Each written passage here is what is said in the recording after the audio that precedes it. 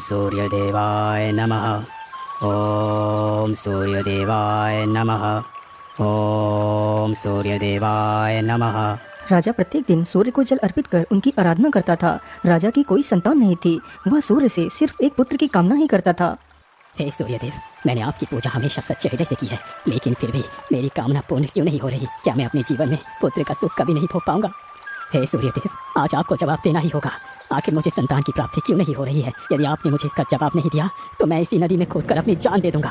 राजा के मुख से जैसे ही यह बात निकलती है तो सूर्य की एक किरण नदी के किनारे पड़े एक पत्थर पर पड़ती है, तो पत्थर एक मेढक के रूप में परिवर्तित हो जाता है।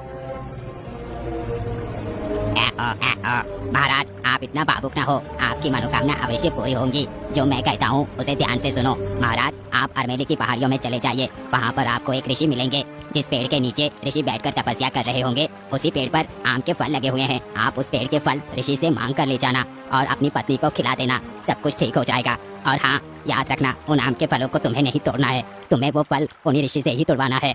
इतना बोलकर वह मेढक गायब हो जाता है।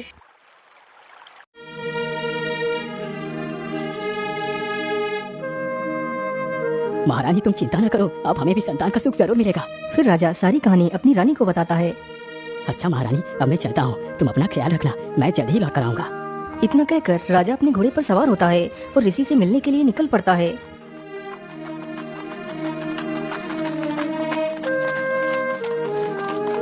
राजा चलते चलते जल्दी ही अरमोली की पहाड़ियों में पहुंच जाता है। अब तो लगभग अरमोली की पहाड़ियों में आ चुका हूँ, लेकिन वो बाबा कहीं दिखाई नहीं दे रहे। मुझे लगता है शायद बाबा उस तरफ होंगे। चलो उधर को ही चलता हूँ। इतना सोचकर राजा उधर को ही चल देता है। कुछ दूर चलने के बाद राजा ने देखा कि वह ऋषि सामने ही बैठा है और वह अपनी तपस्या में लीन है। बाबा, आंखें खोलिए बाबा, मेरी सहायता कीजिए। क्या हुआ पुत्र, तुम इतना परेशान क्यों हो? क्या बात है? बाबा, मैं आपसे इस पेड़ के कुछ आम के फल लेने आया हूँ। अरे बेटा, तो इसमें इतना ज्यादा परेशान होने की क्या आवश्यकता है? तुम जितने चाहे यहाँ से फल ले जा सकते हो। नहीं बाबा, मुझे ज्यादा फल नहीं चाहिए, मुझे तो बस आम के कुछ फल ही चाहिए, वो भी आपके हाथों से। मैं खुद आम के फल नहीं तोड़ूंगा, वो फल आपको ही तोड़ कर देने हैं। ठीक है बेटा, यदि ऐसी बात है तो मैं तोड़ कर दे देता हूँ। इतना कहकर साधु उठकर खड़े हो जाते हैं और अपने हाथों से ही आम के फल तोड़ते हैं। ये लो बेटा, तुम इन फलों को ले जा सकते हो। राजा तुरंत ही ऋषि से आम के 5 फल लेता है और वहाँ से चल देता है।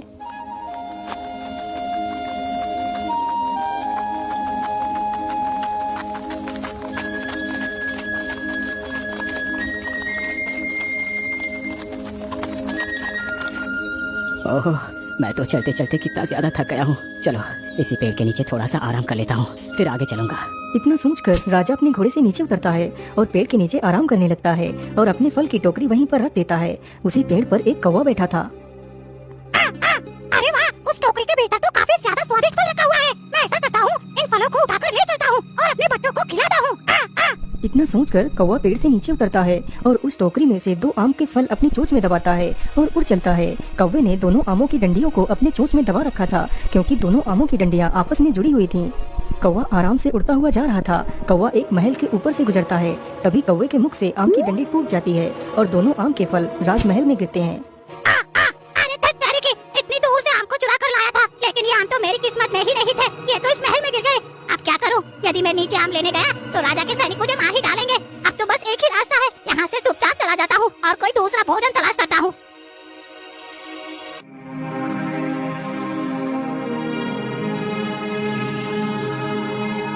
अरे ये क्या, टोकरी में तो 5 फल थे, लेकिन इसमें तो सिर्फ 3 फल ही रह गए। बाकी के 2 फल कहाँ गए? मुझे तो लगता है मेरे 2 फल किसी भूखे जीव ने उठाकर खा लिए होंगे। चलो कोई बात नहीं, अब मैं वापस महल चलता हूँ। कहीं फिर से कोई जीव आकर मेरे इन फलों को खा गया तो मेरी सारी तपस्या ही भंग हो जाएगी, इसीलिए मुझे बिना देर किए हुए यहाँ से चलना चाहिए। इतना सोचकर राजा अपनी फल की टोकरी उठाता है और वहाँ से चला जाता है। महारानी जी, आप इन फलों को खा लीजिए, यदि ईश्वर ने चाहा तो सब कुछ ठीक हो जाएगा। महारानी तुरंत ही तीनों आम के फलों को खाने लगती है और जल्दी ही सारे आम के फल खा लेती है। यह देखकर राजा बड़ा प्रसन्न होता है।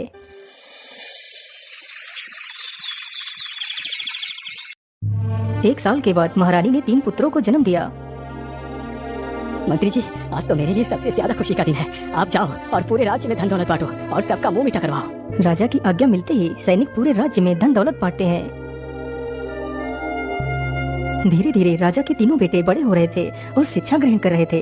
राजा के तीनों राजकुमार अत्यंत बुद्धिमान और वीर थे। राजकुमारों, तुम्हें उस वृक्ष पर लगे उन तीनों फलों को भेदना है। गुरुदेव की आज्ञा मिलते ही तीनों राजकुमार अपना अपना धनुष बाण संभालते हैं और बारी बारी से अपने लक्ष्य पर तीर छोड़ते हैं और अपने अपने लक्ष्य को भेद देते हैं।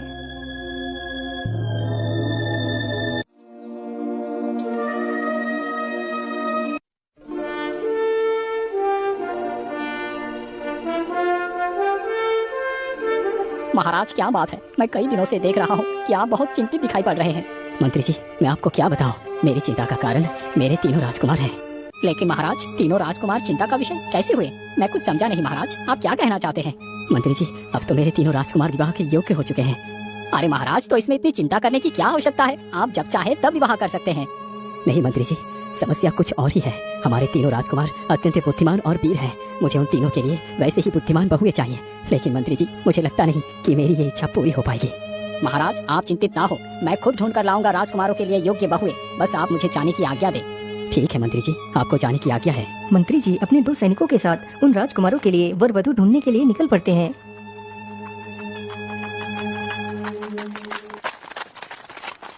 वो तीनों चलते चलते एक राज्य में पहुंचते हैं।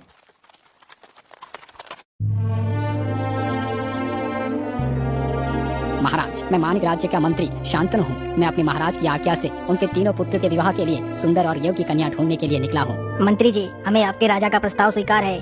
परंतु महाराज, रिश्ता करने से पहले मैं आपकी बेटी से एक पहेली का जवाब जानना चाहता हूँ। यदि राजकुमारी ने मेरी पहेली का जवाब सही दिया तो मैं विवाह की बात आगे बढ़ाऊंगा। हाँ हाँ मंत्री जी, क्यों नहीं, आप जो कुछ भी पूछना चाहते हैं पूछ सकते हैं। राजकुमारी जी, आप मेरी पहेली को ध्यान से सुनो। 7 रंगों की एक चटाई बारिश में देती है दिखाई। मंत्री की इस पहेली को सुनकर राजकुमारी चौंक जाती है और उस पहेली का जवाब नहीं दे पाती। मंत्री कई सारे राज्यों में जाता है और विवाह का प्रस्ताव रखकर अपनी पहेली पूछता है, लेकिन कोई भी राजकुमारी पहेली का जवाब नहीं दे पाती।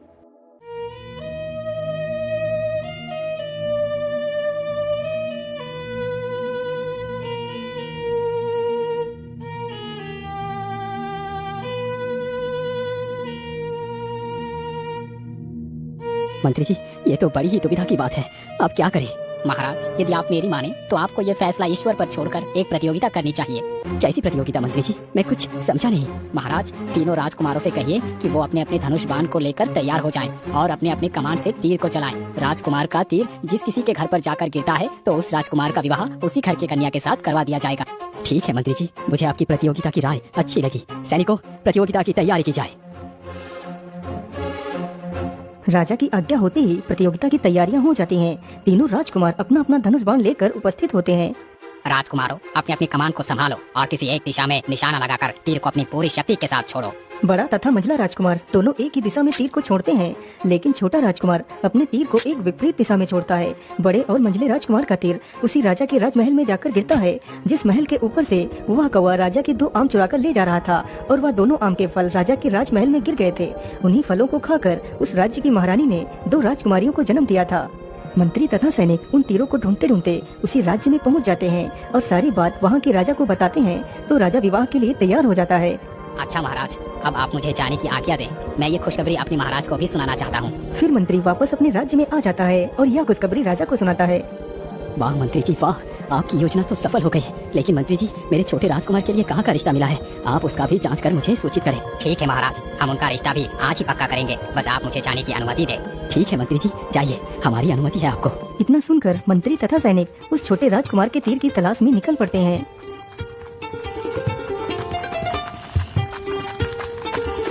वह सारे लोग तीर को ढूंढते ढूंढते काफी ज्यादा घने जंगलों में चले जाते हैं, क्योंकि जिस ओर राजकुमार ने अपना तीर चलाया था उधर दूर दूर तक कोई दूसरा राज्य नहीं था, उधर सिर्फ और सिर्फ जंगल ही था।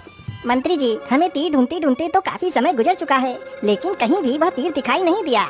हम लोग चलते चलते तो कितना थक गए हैं। चलो मालिक, हम थोड़ा सा आराम कर लेते हैं, फिर उस तीर को ढूंढेंगे। अच्छा ठीक है सैनिकों, यदि ऐसी बात है तो चलो हम उस बरगद के पेड़ के नीचे चलकर आराम करते हैं। इतना बोलकर वे तीनों उस बड़े से बरगद के पेड़ के नीचे जाते हैं।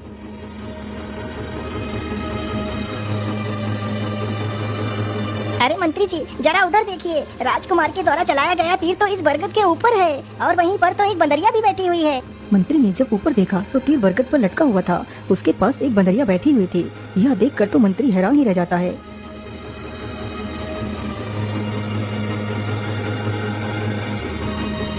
मंत्री जी, मेरे छोटे राजकुमार का तीर एक बंदरिया के पास गिरा है, तो क्या मेरा पुत्र एक बंदरिया से विवाह करेगा? महाराज, यदि आप बुरा न माने तो इसका भी एक उपाय है। हाँ हाँ बोलिए मंत्री जी, मैं अपने पुत्र के लिए कुछ भी करूँगा। महाराज, हम फिर से राजकुमार को तीर चलाने के लिए कहते हैं। इस बार हम राजकुमार को दूसरे दिशा में तीर चलाने को कहेंगे। नहीं मंत्री जी, आप ये कैसी बातें कर रहे हैं? मुझे याद है हमने तीर चलाते वक्त क्या प्रतिज्ञा ली थी कि हमारा तीर जिस किसी घर पर गिरेगा तो हम उसी घर की कन्या के साथ विवाह करेंगे। मैं अपनी इस प्रतिज्ञा को नहीं तोड़ सकता। यदि मुझे उस बंदरिया से भी विवाह करना पड़े तो मैं खुशी खुशी विवाह करने के लिए तैयार हूँ। हो सकता है ईश्वर की यही इच्छा हो कि मैं एक बंदरिया से विवाह करूँ। नहीं पुत्र, तुम ये कैसी बातें कर रहे हो? तुम भला एक जानवर से विवाह कैसे कर सकते हो? लोग क्या कहेंगे पुत्र, तुम एक हंसी का पात्र बनोगे। तुम ऐसा मत करो। नहीं पिताजी, आप चाहे कुछ भी हो, मैं अपनी प्रतिज्ञा को नहीं तोड़ूंगा। यदि तुम अपनी जीत को नहीं छोड़ सकते तो ठीक है, जाओ और उस बंदरिया के साथ विवाह कर लो। मैं इस विवाह से बिल्कुल भी सहमत नहीं हूँ और ना ही तुम्हारी इस विवाह में शामिल होऊंगा। तुम्हें जो भी करना है वो करो जाकर। राजा की यह बात सुनकर राजकुमार अपने घोड़े पर सवार होता है और उस बंदरिया से मिलने के लिए निकल पड़ता है।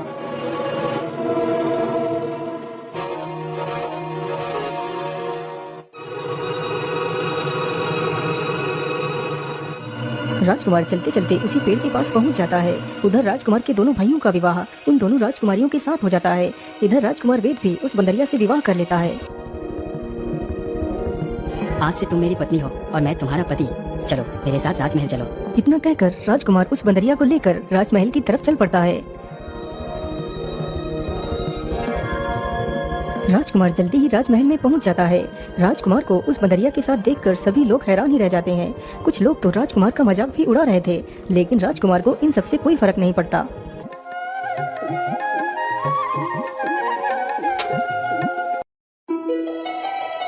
राजकुमार प्रत्येक दिन उस बंदरिया को लेकर बगीचे में टहलता है। यह सब कुछ देखकर राजा को अपने बेटे की मूर्खता पर बड़ा क्रोध आता है। राजकुमार तो मेरी इज्जत मान मर्यादा का कोई ख्याल ही नहीं कर रहा। यदि ऐसा ही होता रहा तो देश विदेश के राजा मेरी क्या इज्जत करेंगे? मुझे कुछ न कुछ तो करना ही होगा। मंत्री जी, राजकुमार को हमारे कक्ष में बुलाकर लाया जाए। राजकुमार जी, महाराज आपको अपने कक्ष में बुला रहे हैं। राजा फिर से राजकुमार को समझाता है, लेकिन राजकुमार अपने वचन से पीछे नहीं हटता। पिताजी, आप ये क्या कह रहे हैं?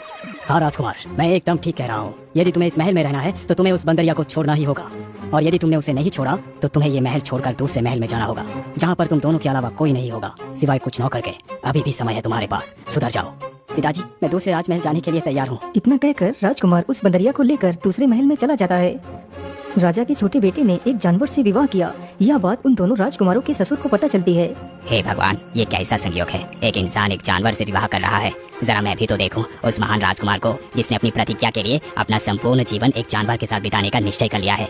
सैनिक, तुम हमारा संदेश लेकर मानिक राज्य जाओ और राजा से कहो कि हम उनके छोटे राजकुमार और उनकी पत्नी से मिलना चाहते हैं।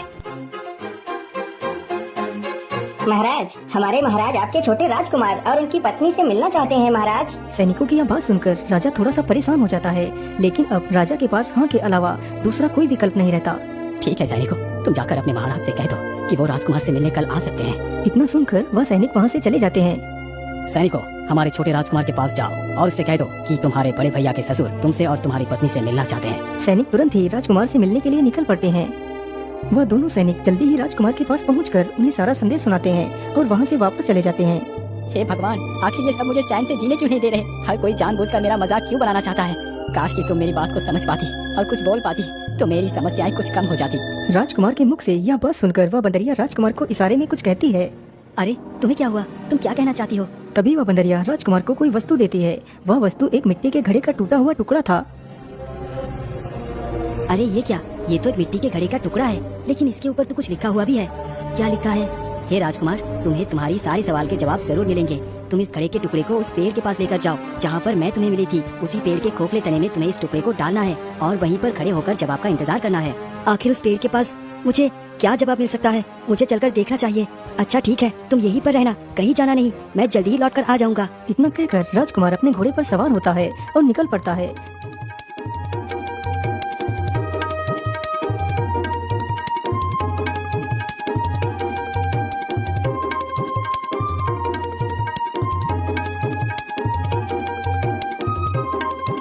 चलो अब मैं जल्दी से इस टुकड़े को इस खोखले तने के भीतर डाल देता हूँ। इतना सोचकर राजकुमार उस टुकड़े को खोखले तने में डाल देता है। फिर वह जवाब का इंतजार करने लगता है, जैसा कि उस मिट्टी के टुकड़े पर लिखा हुआ था। कुछ देर में ही उस पेड़ के खोखले तने से एक सुंदर सी स्त्री बाहर आती है। यह दृश्य देखकर राजकुमार थोड़ा सा सहम जाता है। राजकुमार जी, आप मेरे साथ चलिए, आपको हमारी राजकुमारी ने बुलाया है, वह आपसे मिलना चाहती हैं। लेकिन मैं आपके साथ इतने छोटे से खोखले तने में कैसे जा सकता हूँ? राजकुमार आप चिंता ना करें, आप मेरे साथ साथ ही चलेंगे। इतना कहकर वे दोनों खोखले तने के भीतर चले जाते हैं। राजकुमार देखता है कि वह एक अलग दुनिया में ही आ गया है। महल के चारों तरफ सुंदर फूल लगे हुए हैं और महल के पास ही एक सुंदर सी नदी बह रही है। वहाँ की सुंदरता को देखकर राजकुमार हक्का बक्का रह जाता है। अरे वाह, यहाँ की सुंदरता को देखकर तो ऐसा लगता है जैसे मैं अपनी सारी चिंताओं को भूल गया हूँ। चलिए राजकुमार, अंदर चलिए, हमारी राजकुमारी आपकी प्रतीक्षा कर रही होंगी। फिर वे दोनों राजकुमारी के सामने जाकर खड़े हो जाते हैं। बोलिए राजकुमारी जी, आपने हमें क्यों बुलाया है? राजकुमार जी आप चिंता न करें, मैं आपकी चिंता और आपके संदेश को भली भांति जानती हूँ। आप आराम से अपने महल को लौट जाइए, बाकी सब मैं संभाल लूंगी। और अपने माता पिता से कहिए कि जो भी आना चाहता है वह आराम से आ सकता है। राजकुमारी इतना कहकर राजकुमार को अपनी शक्तियों से उस पेड़ से बाहर निकाल देती है। अरे मुझे तो बहुत जोर की नींद आ रही है। मैं ऐसा करता हूँ, थोड़ी देर इसी पेड़ के नीचे लेट जाता हूँ, फिर घर चला जाऊंगा। इतना बोलते ही राजकुमार उसी पेड़ के पास सो जाता है। राजकुमार को सोते सोते उसी पेड़ के पास सुबह हो जाती है। तभी उसकी आँख खुल जाती है। अरे ये क्या, मैं कहाँ हूँ? मैं तो यहाँ पर कल आया था, तो इसका मतलब मैं कल से यही इसी पेड़ के नीचे ही सो रहा था और आज तो मेरे घर में मेहमान आने वाले थे। चलो जल्दी से अपने घर चलता हूँ। राजकुमार तुरंत ही महल की तरफ चल पड़ता है और जल्दी ही महल में पहुँच जाता है तो देखता है सभी लोग बहुत खुश हैं। वाह बेटा, तुम्हारी पत्नी तो वाकई कितनी संस्कारी है। तुम तो कितने खुशनसीब हो जो तुम्हें ऐसी संस्कारी पत्नी मिली। राजकुमार उन सभी की यह बात सुनकर हैरान था। वह सोच रहा था कि वह सभी लोग उसका मजाक बना रहे हैं। राजकुमार तुरंत ही अपने कक्ष में जाता है तो देखता है सामने वही राजकुमारी खड़ी है जिसे उसने पेड़ के अंदर की दुनिया में देखा था। तुम यहाँ क्या कर रही हो? तुम तो मुझे दूसरे लोक में मिली थी। हाँ राजकुमार, मैं तुमसे मिलने के बाद तुम्हारे बिना रह ही नहीं पाई और तुम्हारे पास आ गई।